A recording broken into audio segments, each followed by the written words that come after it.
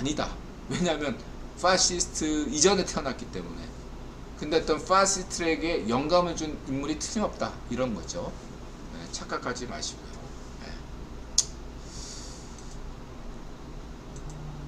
이렇게 말씀드리시고, 그 다음에 이제 밑에 빨간 글씨 때문에 여기다 씁니다. 거기다 쓰면 자꾸 한 페이지가 빈 공백이 되는 현상이 발생돼요. 그래서 이 글을 보자마자 시대정신님께서 자신의 장점인 그 경제에 관련돼서 이렇게 책도 쓰셨죠. 인도를 높이 평가합니다. 시대정신님이 계속 해줄 것을 권장해요. 다만 이제 시대정신님의 장점은 이런 신학론이나 철학이 있는 게 아니라 경제에 있거든요. 그래서 이 경제의 어떤 중점으로 했을 때 나머지는 보조지 핵심이 아니에요. 그런 점을 인드라가 강조하고, 인드라 시대정신님의 경제 글쓰기는 매우 높이 평가한다 라고 볼 수 있습니다. 아니, 세상에 경제를 설명하는 사람들이 굉장히 많은데 굳이 시대정신님의 책을 볼 이유가 뭐가 있냐? 아까와 같은 거죠. 네? 취향 저격하는 글이다. 그 다음에 세상을 설명하는 게 보다 재미있다, 쓸모가 있다라는 거죠. 네. 그런 데서 시대정신님의 경제 글쓰기가 의미가 있다, 이렇게 평가할 수 있겠습니다. 자, 그런 면에서 인드라가 시대정신님의 글을 한 번 더 또다시 해체적 글쓰기로 시도해 봤습니다. 이건 이제 시대정신님께서 글을 주셔서 거기에 대한 인드라가, 이거는 또 글 쓰는데 막 자꾸 글 쓰는데 손님이 들어와가지고 시간이 좀 걸렸습니다. 자, 제가 한번 읽어보겠습니다. 시대정신님 글을 또 한번 이렇게 인드라 번역했습니다. 혁신은 자본이고 과학이다. 포괄은 시장이고 상상이다. 혁신이나 포괄 중 무엇이 좋고 나쁜 것이 아니다. 혁신과 포괄 모두 필연이다. 혁신은 교환 가치이고 포괄은 상상 가치이다. 알파 오메가 전략은 유통이며 대량 생산, 대량 소비, 대량 유통 시스템을 늘 관리 보수하는 것이다. 알파 오메가 전략 핵심은 유통이며 생산 우상과 소비 우상을 약화시키는 것이다. 즉 알파 오메가 전략은 공산주의 같은 파시오파탄 경제를 만들어내는 것이 아니라 자본 우상을 경계하는 것이다. 괄호는 과학기술이 아니라 과학기술 우상을 경계하고, 이거는 빅토르 찰드, 시장자본이 아니라 시장자본 우상을 경계해야 된다. 시장은 이미 완성됐다, 이렇게 생각하는 사람도 있죠. 전혀 시장에 개입하면 안 된다, 이렇게 주장하는 사람도 있습니다. 시장을 우선으로 보되 시장에 개입할 때는 개입해야 됩니다. 시장에 조금이라도 개입하면 그건 안 된다, 이런 거 인드라 반대해요. 근데 문전비처럼 물론 시장에 지나치게 개입하는 그런 것도 물론 인드라 반대죠. 이런 문전비 같은 자이파쇼, 전혀 시장에 개입하면 안 된다고 하는 우이파쇼, 이 둘을 경계해야 된다, 이런 의미에서 시장자본 우상. 자, 상상가치란 마르지 않는 셈이요 황금알을 낳는 거위와 같다. 자본이 근본이제 음모론자들처럼 시장으로 돌아가면 인류가 불행할 것이다.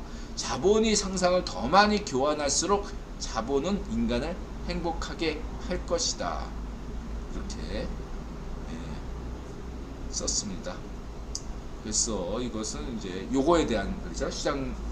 시대정신님께서 혁신 성장은 경제의 성장이고 자본 집중의 강화이다. 포괄 성장은 시장의 안정화이고 자본 집중의 악화이다. 혁신 성장이나 포괄 성장 중 무엇이 좋고 나쁜 것이 아니다. 혁신과 포괄 모두 필연적인 것이다.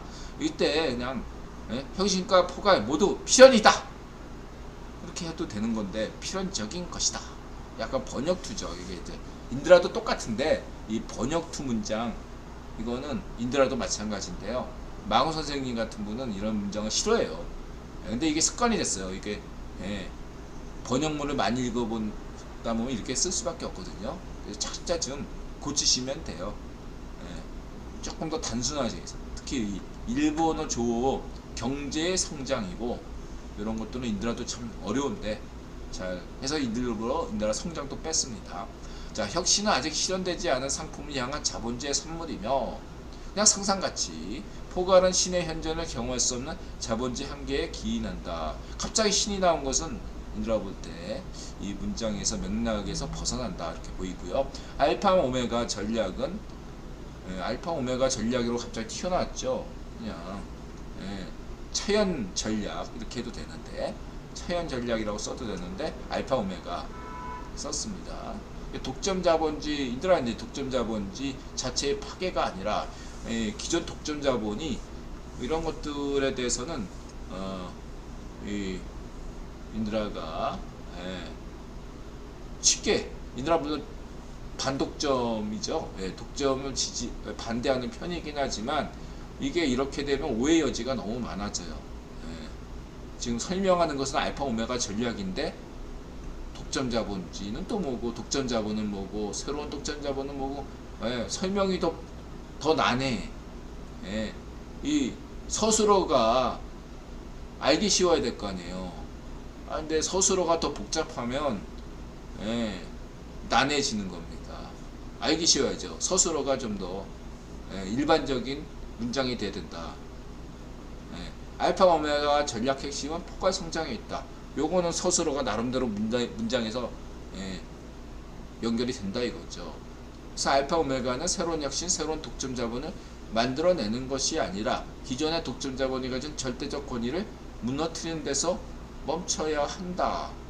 만약 오메가 팀 그 자체가 새로운 알파 팀이 된다면 오메가 팀은 자기 자신 해체해야 될 것이다. 자본주의 경제가 보다 신을 향해 성장할수록 이런 게 이제 맥락에서 벗어난 왜 신이 나오냐 이거예요. 자본주의에서 새로운 경제 시스템은 근원적이고 실체에 가까운 듯 보이는 형태로 재고조해야 된다. 이거는 문장상 인드라 볼 때 그리고 갑자기 CFR 나오고 상극위원회에 불필요한 문장이다. 경제 얘기하는데 왜 CFR 나오고 상극위원회에 나오는지 이렇게 말씀드릴 수 있겠습니다.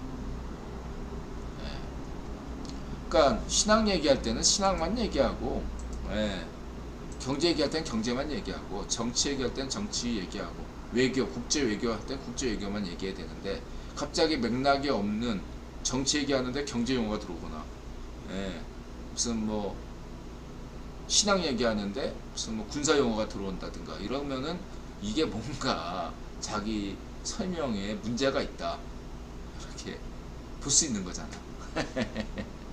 죄송합니다. 우리 시대정기님 좋아해서 미안해요.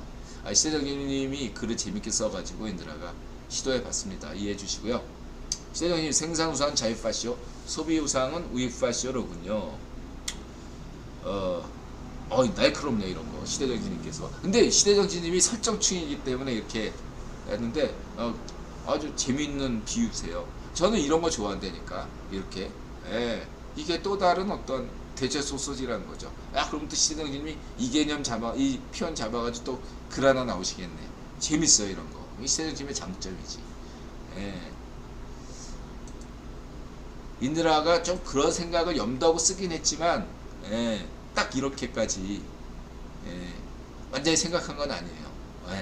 근데 어쨌든 이것을 딱 끄집어내는 것은 바로 이런 게 시대정지님의 장점이다 이렇게 말씀드릴 수 있고요. 이거는 시대정지님 글이니까 읽어보시고요. 이왕 망해버린 데리다 철학인이 과감하게 도식화한다면 우리 도식화를 잘 하시는 게 우리 시대정지님이시고 그 다음에 이제 한 가지 더 질문 드리면 인간이 내부도 외부도 아닌 경계선이라면 뭐냐?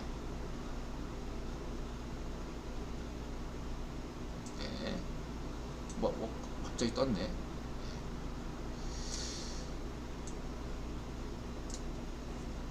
무엇을 기준으로 판단할 수 있을까요? 질의 짐작으로는 수학적으로 차원, 물리적으로 에너지, 경제적으로는 국유 기간의 총 자산이라고 볼 수 있을 것 같은데요.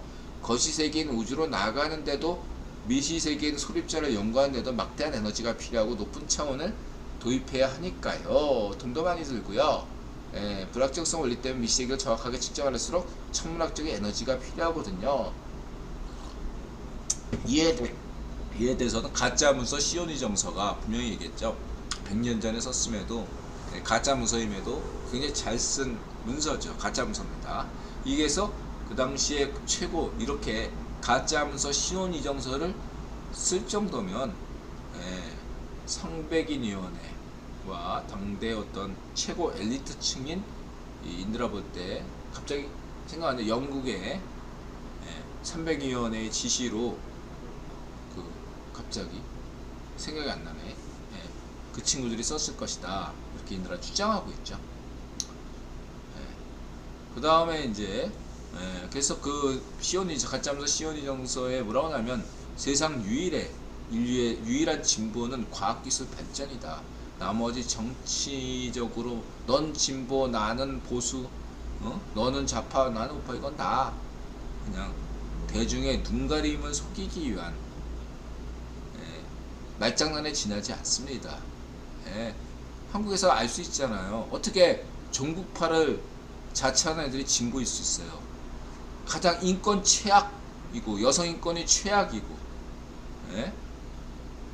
파시즘이고 북한 인민을 그렇게 착취하는 북한 인민을 행복하게 만들지도 못하고 노동운동도 인정받지 못하고 시민운동도 없고 인권은 최악이고 제일 중요한 먹고 사는 일도 해결 못한 이러한 나라를 천국으로 여기는 그런 종북파들이 어떻게 진보일 수 있습니까? 말장난이라는 거지. 진정한 진보는 딱 하나밖에 없습니다. 과학기술 발전밖에 없어요. 정치적으로 사회적으로 진보라는 것은 말장난입니다. 글 쓰신 걸 10번 더 넘게 읽어본 것 같은데 지금 드는 생각은 포스트 모던 파시즘을 극복하기에 필요한 건 모더니즘 질서의 부활이 아니라 해체론이 아닌가 생각이 듭니다. 포스트 모던 자체가 파시즘은 아니죠. 모더니즘도 파시즘이고 포시즘 그래서 포스트 모던 자꾸 이렇게 포스트 모던과 모더니즘에 대해서 자꾸 이야기하는데 이 점에 대해서 분들아 지난 방송에도 분명히 얘기했죠. 모더니즘을 좋게 생각하고 포스트 모던을 나쁘게 생각하는 거 이거 어디서 비롯됐냐. 그냥 구변의 권력. 모더니즘은 빅터 로스차일드고 포스트 모던은 데이비드 록펠러다. 이런 거고 취향으로 보면 빅터 로스차일드는 락이고 데이비드 록펠러는 랩이다, 힙합이다 이렇게 이해하셔도 되는 겁니다. 그리고 모더니즘은 뭐죠? 모더니즘 건축이잖아요. 한국의 아파트 같은 딱 그냥 실용성 위주로 딱 만든 규격이 똑같고 영국의 똑같은 주택, 한국의 아파트 이게 모더니즘이죠. 그럼 퍼스트 모던은 뭐냐? 그런 게 질린 거야. 단순한 거에 좀 더 이렇게 재미나게 맨날 직사각형 같은 아파트가 아니라 좀 건축물이 좀 튀어나올 때 튀어나오고 뭐 이렇게 좀 외향적으로 이뻐 보이는 것이 포스트 모던 건축이다. 그렇죠? 그럼 이 차이는 뭐냐? 그런 거예요. 사람이라는 게 눈에 익은 거지. 그전에는 클래식 건축이라고 해서 클래식 건축이 있단 말이야. 클래식 건축에 다들 질렸어. 그 당시에 클래식 건축의 아주 끝판왕이 그 바로크 양식인데 막 그냥 루이 14세 때 그런 것처럼 그냥 화려했다고. 그냥 엄청나게 막 그 교회 막 그런 거 유럽의 교회 가보세요. 온갖 조각상들이 막 다 있고 예술 하나하나 예술적이었다고요. 무슨 집이라는 게 거기서 그냥 자고 먹고 잘 수만 있으면 집이지 뭐 그런 거 다 따지냐.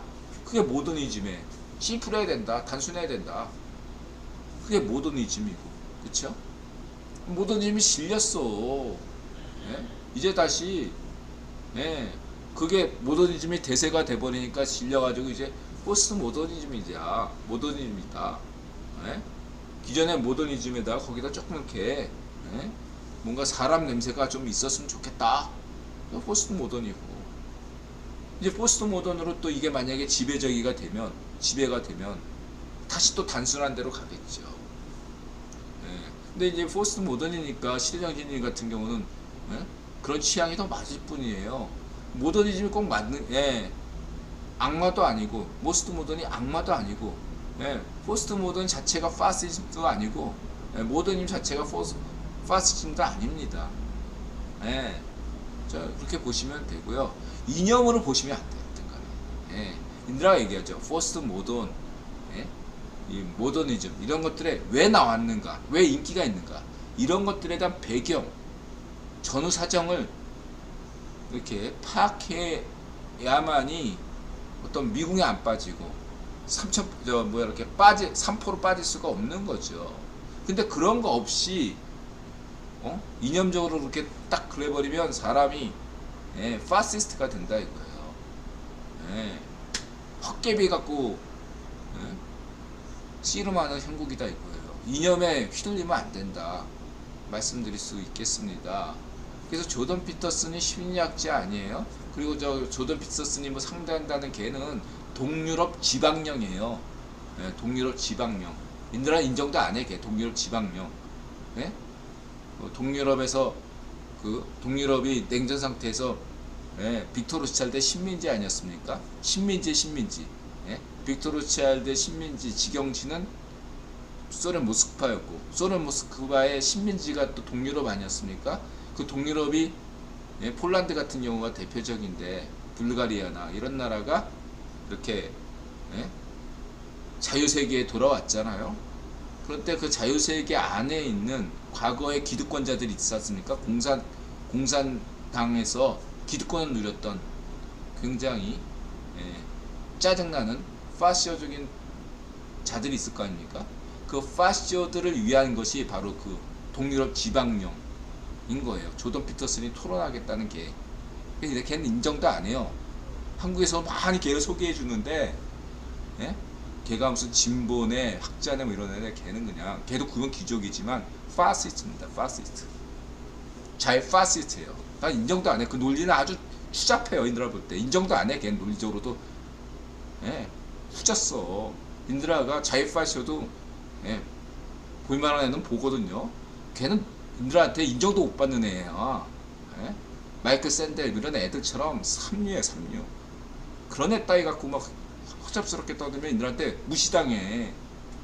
예. 락강 떠드는 애는 그래도 인드라가 생각 좀 해보겠다 생각하는 편인데, 그 뭐야 노존 피터스하고 토론하겠다 그런 애 갖고 뭐 이렇게 써든 애들은 지잭 이름도 생각 안 나는데 지금 생각난다. 그런 삼류 찌라시 갖고 예?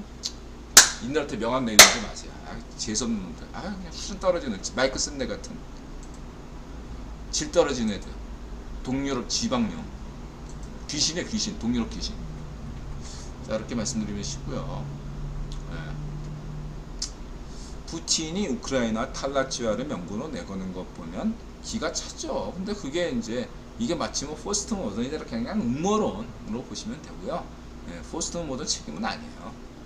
이렇게 말씀드릴 수 있고, 예, 뭐 형이 하악인 척, 피해자인 척, 약자인 척 이렇게 그런 어떤 폭력의 개념으로 이렇게 보시는 것은 저는 간단하게 얘기할게요. 데리다가 무슨 폭력 운운하는 거에 대해서는 인트라는 예, 데리다 작품이 아니다. 예, 그건 예, 들이다가 이제부터 데리다가 아니라 들이다죠. 들이다가 존재론으로 90년대 지가 들이다가 프랑스의 대표 간판, 프랑스 학계를 대표하는 얼굴 마담이 돼버리니까 무슨 폭력 운운한 거지. 들이다 논리, 인식론에는 폭력이 뭐가 없어. 그거 뭐 막스 약간 흉내내고, 예, 개소리에 인다. 예, 신경 쓸 거 없어 인들아. 예, 들이다에 예, 뭐 폭력 이런 거 다 인드라는 인정도 안 해요.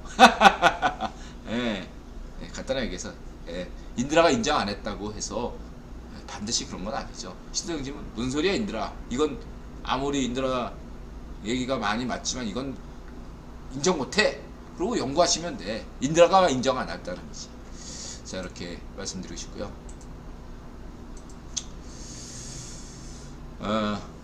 네다섯 번 읽어보는데 솔직히 인드라님 이야기 따라갈 수 없어요. 감이라는 게 있는데요. 뭐 이렇게 해서 좋은 말씀 주셨고요. 사고의 위계의 차이가 큰 것과는 별개로 인드라님은 내 얘기를 종종 못하시구나 이해할 때가 있어요. 어쨌든 고맙습니다. 그럼 그쵸. 아니까 인드라도 그런 거예요. 그러니까 사람이 그런 거지. 예를 들면은 우리 미카엘님, 시대정신님, 또 노스님, 필부님, 여러분들이 좋은 글 많이 써주시잖아요. 사비트르님, 뭐 그랬을 때 제가 여러분도 그렇지만 여러분 얘기에 100% 솔직히 공감하는 건 아니잖아요. 여러분들도 인드라 얘기에 100% 공감하는 거 아니라고 저는 확신합니다. 어떤 얘기는 나하고 어떻게 이렇게 똑같은 생각할 수 있나 하고 감탄하겠지만 일부는 저거는 인드라가 아무리 인드라라도 도저히 받아들일 수가 없는 얘기다 이렇게 생각하시는 것도 있잖아요. 그러면서 사는 거지. 그거를 인정할 수 있을 때, 공존할 수 있을 때가 있다 이거죠. 인드라가 가세현 여전히 독자인 것은 인드라 생각하고 많이 달라. 그렇다고 인드라 독자를 끄는 건 아니거든요. 그 구독을 언제 끊느냐, 선을 넘었다고 생각할 때 여전히 가세현의 장점이 많은데 그 장점을 다 말아먹으면 인드라는 구독을 끊어요. 가세현이 이렇게 나가다가는 박정희 대통령과 박근혜 대통령에게 큰 폐를 끼치는구나. 대한민국과 박정희 대통령과 박근혜 대통령의 폐를 너무너무 끼친다면 구독을 취소해야지. 이렇게 인드라 생각한다 이거죠. 김세희를 좋아하고 강용석을 좋아하지만 이런 점을 인드라 강조한다 이거죠. 가세현. 그래서 인드라가 가세현 요즘 주장에 동의하지 않으니까 인용을 안 하잖아. 그런다고 해서 구독 취소하지는 않습니다. 몽골 박사도 그렇잖아. 몽골 박사 좋아하지만 인용을 안 하잖아. 인용을 안 해 인드라는. 근데 제 선 넘었다 싶으면 아예 구독 취소해버립니다. 그러니까 민경욱도 마찬가지다 이거죠. 대신에 인드라는 이렇게 지금 민경욱이나 가세현에게 약간 충고를 조금씩 던져요. 좀 알아서 선 넘지 말아달라고 부탁을 드리는 거죠. 자, 그리고 모든 명제는 정언명령이다. 그렇죠. 칸트. 그랬을 때 이 정언명령의 차이가 중요하다고 할 수 있겠죠. 물은 위에서 아래로 흐른다와 인간은 살인하지 말아야 된다 라는 것들 사이에서 분명히 차이가 있죠. 차이가 있습니다. 그래서 그 차이를 어떻게 맛깔나게 설명하느냐가 그동안의 철학사다. 맛깔나게 설명하면 칸트처럼 위대한 철학자가 되는 것이고 서양 철학의 한 획을 걷고 인드라가 인정하는 서양 철학의 중요한 인물로 되겠죠. 예를 들면 인드라는 플라톤, 아리스토텔레스, 칸트 그리고 버트란트 러셀 이렇게 4명을 서양 철학사 4대 학자로 보잖아요. 그렇죠? 나머지는 읽을 필요 없다. 그렇게까지는 아니지만 그냥 그렇게 보면 대체로 서양 철학사를 파악할 수 있다. 이렇게 얘기하잖아요. 그렇다고 해서 다른 철학사들을 무시하는 건 아니고 데카르트도 있고 여러 사람들이 있잖아요. 그런 거 읽으면 좋은 거고 그렇다는 거지. 나머지 읽을 필요가 없다. 이런 얘기는 아니다. 이렇게 말씀드리시고요. 그래서 그러한 어떤 플라톤이나 아리스토텔레스나 그런 어떤 칸트나 이런 분들은 러셀이나 아주 알기 쉽게 설명을 잘했다. 명작을 썼다는 거죠. 명작. 대체소설, 삼국지 대체소설 중에 아주 빼어난 현실 감각이 뛰어나고 표현력도 문장력도 뛰어난 글을 썼기 때문에 플라톤, 아리스토텔레스, 칸트, 러셀이 인정받는 것이다. 이렇게 말씀드릴 수 있고요. 차연, 부재된 인간, 블랙홀, 홀로그램, 우주론 우리 필부님이 아주 재밌게 홀로그램, 우주론에서 블랙홀, 차연까지 아주 재밌는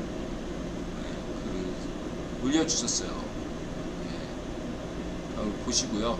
여기에 대해서 인드라가 한마디만 하면은 인드라는 경계면에 있다 라고 말씀드리니까, 아니 그 경계면은 굉장히 좁지 않느냐, 블랙홀 안에 있는 게 낫지 않느냐. 근데 경계면도 블랙홀 아니에요. 그래서 근데 저는 블랙홀 안보다 인간은 비유한다면 그런 생각이 들어요. 가시광선이라고 해요. 가시광선. 자외선이 있고 적외선이 있고 가시광선이 있잖아요. 그랬을 때 인간이 볼 수 있는 시야는 굉장히 협소하다 이거죠. 이쪽으로는 마치 블랙홀 안처럼 무수한 어떤 것이 있는데 인간의 눈에는 안 보여요. 이쪽으로도, 자외선 이쪽으로도 안 보이고, 인간의 가시광선이라는 건 전체 시야에서 보면 매우 협소하다. 매트리스 세상에서 인간이 보는 세상은 매우 협소하다는 거죠. 인간이 여태까지 관찰 가능한 영역에 양자, 쿼크까지는 갔는데, 신지학계에 따르면 26차원까지 있다는데, 이 미세한 그 근원도 알 수가 없고, 우주의 끝도 알 수 없는, 관찰 가능한 영역이 가장 크지 않다 이거죠. 어쩌면 가장 작다. 그런 게 오늘날 과학적인, 과학자들이 어떤 얘기하냐면, 인간의 관찰 가능한 우주는 전체 우주에 비해서 매우 작을 것이다.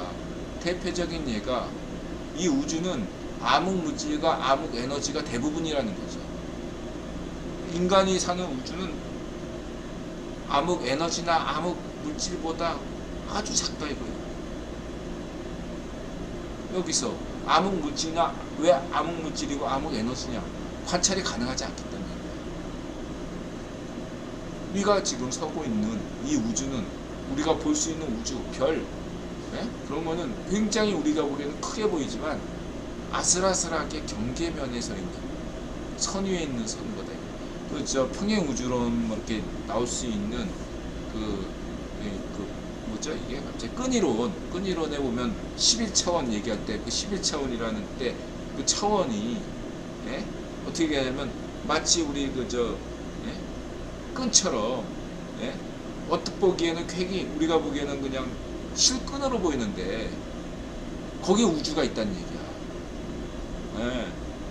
자세히 보면은 그게 무슨 관처럼 생겨가지고, 거기에 만약에 미세한 벌레, 미세한 무슨 바이러스가 산다면 그 바이러스 입장에서 그 선도 굉장히 커 보일 거 아니에요? 우리가 그 바이러스야 이거야. 그 바이러스에서는 이 우리가 그 경계면에 들어가면 이 우주처럼 크게 보인다 이거죠. 저는 그런 관점으로 말씀드리고요. 또 우리 필부님께서는 또 좋은 말씀. 근데 이제 그게 본인이 이야기하기에는 그게 더 편한 것 같고, 그 다음에 인터스텔라 영화에서도 논리가 그런 쪽이 아니겠는가. 그것도 그런 면도 분명히 있다. 안과 바퀴라는 개념에서 얘기하셨고요. 그래서 이게 니체가 좋다.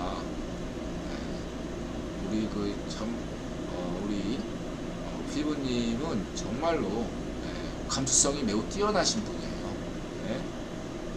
이분은 진짜 감수성이 매우 풍부하셔가지고 발레리나 이것도 회전도 이렇게 잡기가 힘이 드신 만큼 그 정도로 감수성이 매우 이분은 왜 예술가가 못 됐는지, 이런 분은 진짜로 예술가가 돼야 되는데 하여튼간에 퐁퐁남, 우리 필부님은 퐁퐁남이다. 야누스 인드라가 볼 때 해체론 입장에서 인간, 자연, 우주에 관해 흥미롭게 써픈 분이 아서 퀘슬러 혹은 아서 캐슬러입니다. 혼론 이론을 제시했죠. 유대인이고 구리번 황제 빅토르 로츠차일드 시대의 절망에서 공산당에서 탈당한 후에 아내와 함께 1983년에 자살했어요. 더 이상 빅토르 로스차일드 황제 치하에서는 살고 싶지 않다. 빅토르 로스차일드가 잘못됐다. 아서캐서는 굉장히 뛰어난 작가고 과학 철학 이론가이고 여러 가지로 매우 상상력이 풍부했던 사람입니다. 빅토르 로스차일드 너 꺼져! 이러면서 작살했습니다. 자살은 반대하지만 망우 선생님처럼 안타까운 면이 있는 분이다. 이렇게 말씀드리고 싶고요. 자, 인드라가 오랜 자유파시어 경험에서 볼 때 구조주의란 영성을 인간에게서 분리시키기 위한 유물론적 속임수입니다. 오해는 하지 마시고요. 인드라 레비스토르스 같은 인류학자를 원래 좋아합니다. 이런 거죠. 그러니까 많은 자유파시어들이 유물론과 과학을 동의어로 만드는 수법을 씁니다. 이 아래 불교 비판할 때 유물론 관점에서 이런 식으로 얘기하는 애들 있죠. 굳이 과학적 관점에서 이렇게 얘기해도 되는데 굳이 유물론적 관점에서 이렇게 강조하는 자들 의심해야 됩니다. 이 유물론이 과학 교회고 사이비 과학이에요. 유물론은 사이비 과학입니다. 과학과 유물론을 똑같게 보지 마세요. 이 유물론을 여러분들 표현을 개념을 유물론이 과학이지 이런 걸 공격했다 이거죠. 버트란트 러셀과 데이비드 오플러가 연합해서 이 유물론, 변증법 이런 것들을 공격한 게 왜 공격했냐? 빅토르 로스차일드의 과학 강신교, 무오류의 공산당 이론 이런 것들을 공격하기 위한 거죠. 그래서 거기에 드리다의 해체론을 동원하기도 했던 것이고요. 이 점 잊지 마시기 바랍니다. 구조주의라는 것은 유물론, 새로운 인들한테 구조주의자들이 대부분 다 파시스트라고 볼 수는 없지만 이 구조주의를 너무 하다 보면 자신도 모르게 파시즘에 자유파시즘에 오염됩니다. 그리고 프랑스 철학자들이 즐겨 사용하는 이 사이비 프랑스 철학자들이 즐겨 사용하는 용어가 구조주의입니다. 구조주의. 반미 자유파시즘들이 좋아하는 말이 구조주의. 근데 구조주의가 너무 낡으니까 근래 쓰는 용어가 뭐냐? 구성주의 들어보셨을 겁니다. 구성주의. 구조주의란 말이 너무 이제 진부해진 거야. 쟤네들 입장에서. 이게 이제 이미 사기꾼 용어 이미 많이 드러났어. 구조주의란 표현이. 그러니까 이거를 슬쩍 바꾼 개념이 구성주의예요. 구성주의도 사기꾼이에요. 사이비 과학이고 절대 믿어서는 절대란 표현 쓰면 안 되죠. 자유파시어들이 요즘 좋아하는 선동선전 수법이 구성주의다. 이 구성주의 관점에서 왜 걔네들이 얘기 논법을 보면 왜 우리는 이재명이 설사 팩트로 대장동을 해먹었을지라도 왜 우리는 이재명을 지지해야 되는가? 이거를 구성론적으로 말한다. 이런 식인 거예요. 구성주의로 재구성해서 왜 우리는 이재명한테 대선 때 투표해야 되는가? 이게 구성주의 걔네들이 얘기하는 사이비 과학이라는 거지. 설사 팩트로 이재명이가 대장동에서 얼마를 해먹건 간에 상관없이 우리는 왜 이재명을 지지해야 되는가? 구성론, 구성주의, 파시즘론이 되는 거예요. 이해가 되셨죠?